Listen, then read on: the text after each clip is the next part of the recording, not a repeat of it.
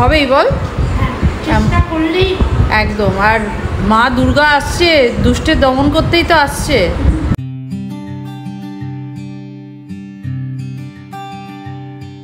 হে guys, good morning.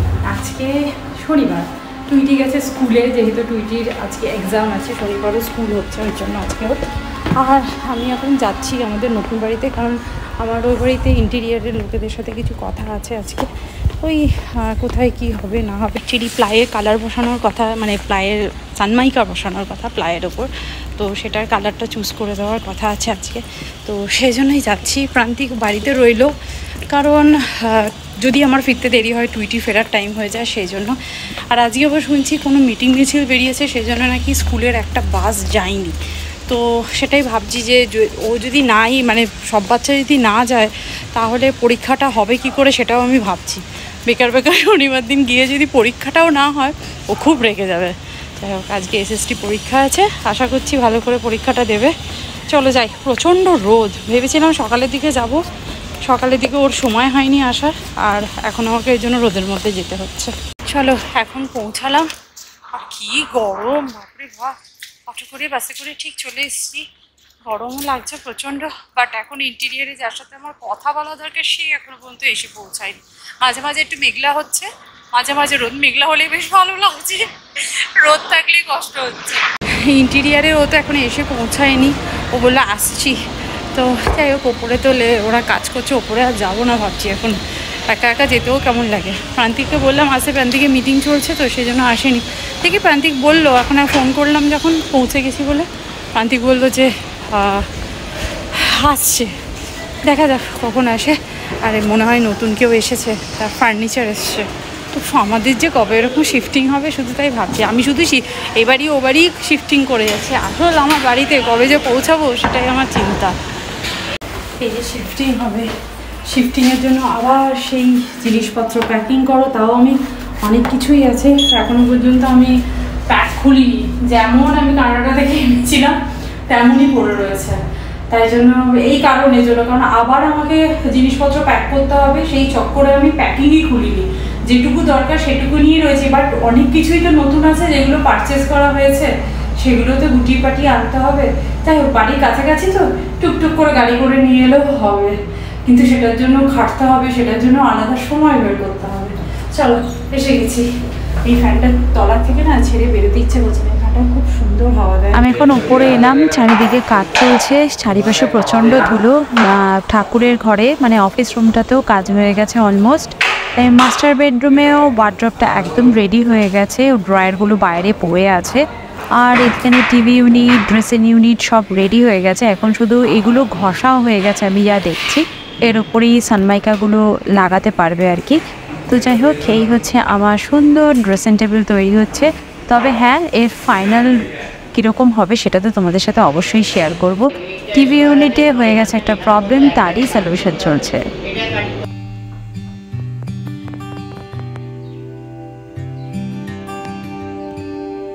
সকাল সকাল big basket থেকে লেটুস আনিয়েছি। এবারে লেটুসটা কিন্তু বেশ ভালোই দিয়েছে, বেশ ফ্রেশ আছে, একদম ফ্রেশ।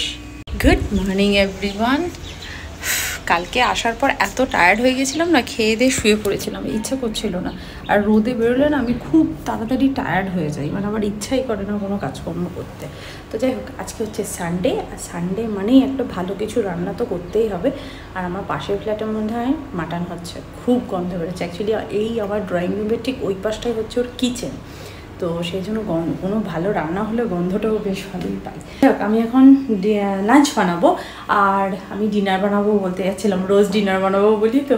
তো যা এখন আমি লাঞ্চ বানাবো, কি বানাবো বুঝতে পারছিলাম না। তো ফ্রিজ খুলে দেখি চিকেনটা রয়েছে, তো চিকেন দিয়ে আমি ভাবলাম আজকে একটু তাহেরি টাইপের বানাই। অনেক দিন খাওয়া হয় না তাহেরিটা, বিরিয়ানি বানালেও হয়, কিন্তু তাহেরিটাই খেতে ইচ্ছা করছে। তো চিকেনটাকে কষে নিই, কিছুটা একটু ঝোল টাইপের রেখে দিই, তাহলে রাতেও হয়ে যাবে। আর তাহেরি বানিয়ে নিই, সেটা দুপুরে হয়ে যাবে। কারণ আজকে আমি রাইস খেতে পারবো, সেই জন্য ভাবলাম একটু রাইস যখন খাচ্ছি একটু ভালো কিছু খাই, কিংবা ফ্রাইড রাইসও বানাতে পারি। একবার আমি দেখি প্রান্তিকা টুইটিকে জিজ্ঞেস করে ওরা কী খেতে বেশি পছন্দ করবে, তাহেরি নাকি ফ্রাইড রাইস, তাহলে সে মতো বানাবো। আর দেখো না কবে থেকে মাখানার প্যাকেটটা পড়ে রয়েছে, এটাকে রোস্ট করব, টুইটিকে টিফিনে দিই, আমরা চায়ের সাথে খাই এই মাখানাটা। এটা করাই হচ্ছে না, মানে আমার সময়ই পাচ্ছি না আমি করার। সত্যি কথা বলতে ওগুলো করতে কিন্তু বেশি সময় লাগে না, জাস্ট আমি একটু ঘি দিলাম না হলে একটু মশলা দিয়ে, একটু চাট মশলা, একটুখানি সল্ট, ব্ল্যাক পেপার দিয়ে ওভেনে ঢুকিয়ে দেবো। সেই সময়টুকু আমার হচ্ছে না, করব করে মনে হচ্ছে যেন রাত্রিবেলা করি, দুপুরবেলা করি, ওই করে করাই হচ্ছে না। আজকে আমি ওটা করবোই, সেই জন্য সামনে ফ্রিজের মাথায় রেখেছিলাম একদম, যাতে চোখে পড়ে আর আমি করতে পারি। ক্যাবিনেটের ভেতরে থাকলে না আর করা হয় না। তো কালকে ওখানে গেছিলাম, কালকে অনেকটাই কাজ এগিয়ে গেছে, টিভি ক্যাবিনেটও অলমোস্ট রেডি হয়ে গেছে। এরপর শুধু আমার একটা ছোট্ট মডিফিকেশান করেছি, কারণ আমার ক্রকারি ইউনিটটা না আমার একটু মনে হচ্ছে বেশি, মানে অ্যাজ পার ডিজাইনই ও করেছে, কিন্তু আমার মনে হলো ওটা যেন মাথায় গুঁতো খেতে পারি আমি। তো সেই জন্য সেটাকে একটু ছোট করে দিতে বললাম, কারণ বিশাল বড় তো আর বাড়ি নয়, সুতরাং একটা ছোট্ট জায়গার মধ্যে সব কিছু অ্যারেঞ্জ করে রাখতে হবে। তো সেই জন্যই এই হচ্ছে ব্যাপার। তো অনেকটাই কাজ এগিয়ে গেছে, শুধু ভাবছি আমি কবে ওখানে শিফটিং করব, কবে আমার গৃহপ্রবেশ হবে। তোমরা কি জানো আমি গৃহপ্রবেশে কি পরবো? সেই শাড়িটা পর্যন্ত আমি কিনে ফেলেছি। পুজোতে তো পরবো না, ওটা রেখে দেবো, আমি গৃহপ্রবেশেই পরবো। জানি না কবে গৃহপ্রবেশ করতে পারবো, সেটা পুজোর আগে ইয়া পুজোর পরে, আই ডোন্ট নো, বাট আমি শাড়িটা কিনে রেখে, শুধু শাড়ি নয়, শাড়ির সঙ্গে ম্যাচিং করে প্রান্তিকের জন্য একটা পাঞ্জাবিও কিনেছি। বাট সেই পাঞ্জাবিটা জানি না ও পুজোতে পরবে কি গৃহপ্রবেশে পরবে, দেখা যাক। আর টুইটির জন্য একটা জামা কিনবো। টুইটির জামাটা কেনা হয়নি, কারণ টুইটি দিন দিন হাইটে বাড়ছে, সেই জন্য আগে থেকে কিনে রাখলে যদি জামাটা ছোট হয়ে যায়, সেই জন্য ভাবলাম ঠিক আছে পুজোতে তো পড়ছে না, আই থিঙ্ক পুজোর পরেই আমাদের করতে হবে, তো তখন নয় কিনে নেওয়া যাবে। আর আজকাল এত তাড়াতাড়ি ডেলিভারি হয়ে যায় উইদিন 1 উইকের মধ্যে, সুতরাং টুইটিরটা সেভাবে অর্ডার দিয়ে দেবো। না হলে বাড়ির সামনে সিটি সেন্টার আছে বা অনেক দোকানপাট আছে, সেখানে গিয়ে একটা কিছু পছন্দ করে, তবে হ্যাঁ ও ইন্ডিয়ান ট্র্যাডিশনাল ড্রেস পরবে সেটাও বলে দিয়েছে। তো ঠিক আছে, আমারও ইচ্ছা গৃহপ্রবেশের দিন অ্যাটলিস্ট ও একটা ট্র্যাডিশনাল ড্রেস পরুক, সেটা আমারও ইচ্ছা। এখানে আমি চিকেনটাকে ভালো করে কষাতে বসিয়ে দিয়েছি। হ্যাঁ, প্রান্তিক আর টুইটি বলে যে ফ্রাইড রাইস খাবে, তাহিরি খাবে না, তাই জন্য তাই বানাচ্ছি। আর এখানে না কালকে আমি একটু ফ্ল্যাক্সিড জেল বানিয়ে রেখেছিলাম, আমার লাগানোই হয়নি মাথায়, তো আজকে আমি লাগাবো, কারণ কালকে সময়ই হয়নি। তো এটা আজকে লাগাবো, দিয়ে একটু শ্যাম্পু করে নেবো আর কি। তো এটার মধ্যে একটু কোকোনাট অয়েল আর কি মেশানো যায়, মানে যা মেশাবে সেটাই ভালো।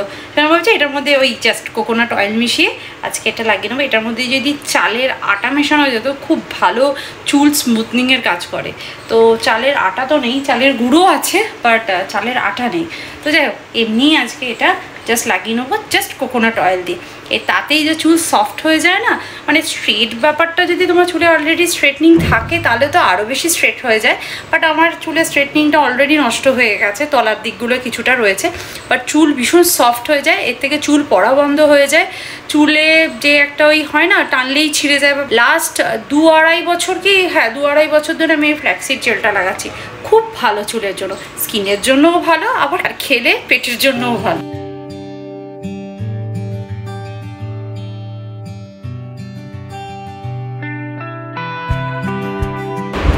তাড়াতাড়ি খেয়ে নে তো, তুই খাবি, অনিতান্টি খাবে, তাড়াতাড়ি পিট করে খাবি না, তাড়াতাড়ি করে নাও, বুঝেছিস? কেমন হয়েছে তুমি তো খবরে মত্ত, কেমন হয়েছে একটু কেউ বলছে না। এই টুইটি আজকাল বলার পরই আঙুল দেখায়, ঠিক আছে আমিও তাই করব। খাওয়া দাওয়া হয়ে যাচ্ছে প্রায় শেষের পথে, তখনও তুই বলছিস।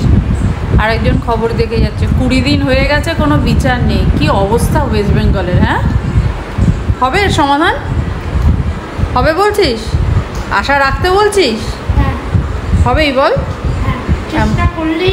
একদম। আর মা দুর্গা আসছে, দুষ্টের দমন করতেই তো আসছে। তুই জানিস দুষ্টের দমন করা মানে কি? হ্যাঁ, খারাপ লোককে মারতে আসে, সেটাই বলে দুষ্টের দমন। দুষ্ট মানে হচ্ছে খারাপ লোক। তো মা দুর্গা আসছে যখন, খারাপ লোকের তো দমন হবেই, তাই না? চলো তাড়াতাড়ি খাও। Good evening everyone. আজকে বিকেলবেলা বলবো না, আফটার লাঞ্চ এত বৃষ্টি হলো, ওয়েদারটা একটু ঠান্ডা হলো।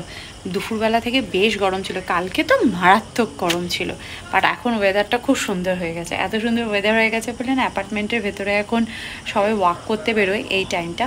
আর একটা দাদু আর তার ওয়াইফ মানে দিদিমা, সুন্দরভাবে দুজন মিলে হাত ধরে ধরে ওয়াক করে, দেখতেও না বেশ ভালো লাগে।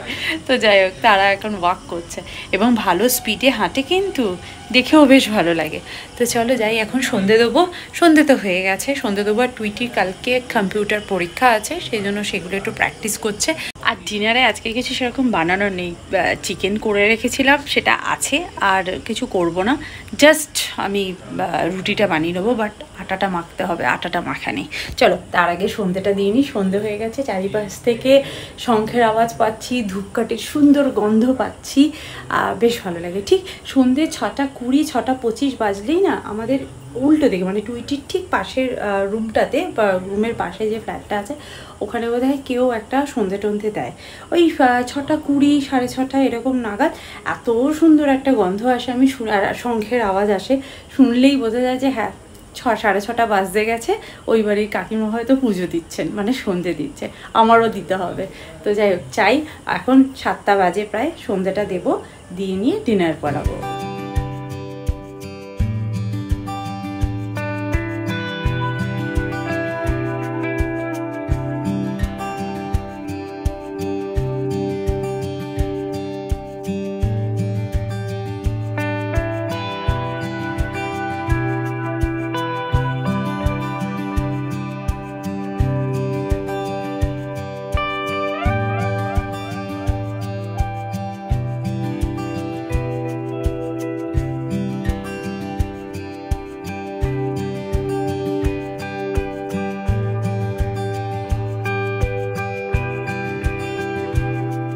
সন্ধে টন্ধে দেওয়া হয়ে গেছে। আবার কালকে টুইটি স্কুল আছে, স্কুলের জন্য টিফিনের জন্য আমি কিছু প্রিপারেশন করে রাখবো। আর ডিনারের জন্য তো বললাম শুধু আটা মাখলেই হয়ে যাবে। তো চলো আজকের ব্লগটা তাহলে এখানেই এড করছি, দেখা করছি নেক্সট ব্লগে। ততক্ষণের জন্য তোমরা খুব ভালো থেকো, সুস্থ থেকো, আর লাইফটাকে এনজয় করো। Bye bye, see you in next video, by.